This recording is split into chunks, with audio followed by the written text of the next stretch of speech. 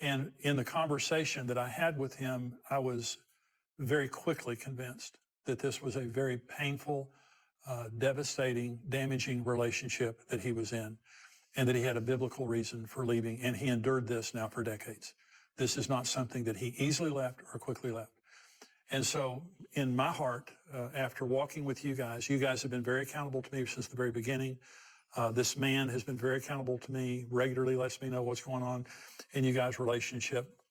And so the thing that I would say here today, Joni, is first of all, in your grieving of Marcus and all that, you did it right. And in your courtship of this man that's come into your life, you've done it right with integrity. And I'm here to say, I know everything involved in this situation. I believe that this is a man of integrity. I believe this is a godly man. And I believe that this is a relationship that God's going to bless. And you've done it all right. And so, and I just say, you're a good role model. And he's a good role model of how to walk through this kind of a situation. But I know that God's going to bless you, and I'm very excited for you. Because for all you know, Doug could have just told you half-truths or one side of the story. Well, Jonathan, I have a lot of experience. I have a lot of discernment. I could have, in talking to Doug and also with Joni, I could have discerned if he was lying in 5 minutes because I know how to talk to him. And when he said to me, when we were talking and I asked him question after question after question after question, he answered every question exactly, and he never dishonored Lisa. Never threw under the bus. But he's a pro. He's like the best of the best when it comes to like dealing with people. You've dehumanized him. He would know what to say, you know. I'm an object in this world. In the world that you guys created, Doug's an object. He's not a soul. Yeah. He's not a brother in Christ. Yeah. He's not forgiven. He's not the righteousness of Christ. He's an object. That's Doug. So you have dehumanized him. He's professional. He knew what he was doing and seducing a grieving widow and all this stuff. What I'm saying is, as a human, I'm talking to Doug on the phone and I'm asking questions, and he's answering every single question the way I've heard it answered over and over and over by someone who's been abused over a long period of time. And so number one. Number two is I talked to people and I asked questions, because I'm not going to tell you who I talked to, but I asked questions and I got the answers about what was happening in their relationship. And I met Lisa a couple of times. And so I was satisfied because of the conversations that I had with her and him and others, that in having a conversation with Lisa, because we talked about this when we met the other day, I think Rachel was asking, I know what Lisa would have said. And what it would have done is exactly what Doug said. It would have slowed it down 6 months. Hello, Anointed Ones, and welcome to Anointed TV. Today we're diving into a major shakeup in the world of Christian broadcasting. The topic? There is a controversy surrounding Joni Lamb, her marriage to Doug Weiss, and the ripple effects across ministries, especially Jimmy Evans and his departure from XO marriage. Let's break it all down. Joni Lamb, the president of Daystar TV, has faced significant scrutiny after announcing her marriage to Dr. Doug Weiss. Critics, including her own family members, have questioned the biblical grounds for Weiss's divorce from his previous wife and Joni's decision to marry him so soon after the passing of her late husband, Marcus Lamb. In a recent video, Joni addressed the backlash, defending her choices and emphasizing her 40 years of ministry experience.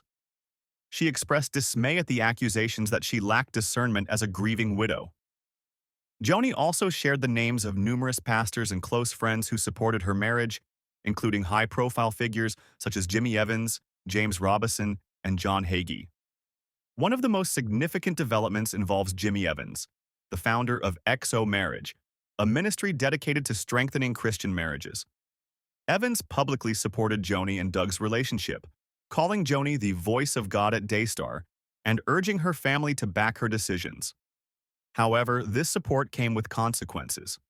Evans recently announced in a video to subscribers his departure from XO Marriage, a ministry he founded in 1993 to focus exclusively on endtimes.com, his biblical prophecy ministry.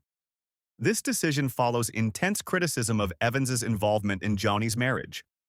A leaked recording from a family meeting in July 2023 revealed Evans rebuking Joni's children, Jonathan and Susie Lamb, for opposing their mother's marriage to Weiss. The recording went viral, drawing over 23,000 comments, mostly critical of Evans and Lamb. I'm going to be spending full time now in endtimes.com. I pastored for many years. I transitioned from pastoring to do XO Marriage. My wife and I had a television program, a daily television program for 25 years on every Christian network. And we transitioned that to our son about 7 years ago, but I've still been a part of the XO Ministries. And so this next year in early 2025, I'm transitioning out of XO to do endtimes.com full time. And I'm very excited about that, to be able, because I've had so many things on my plate for so long.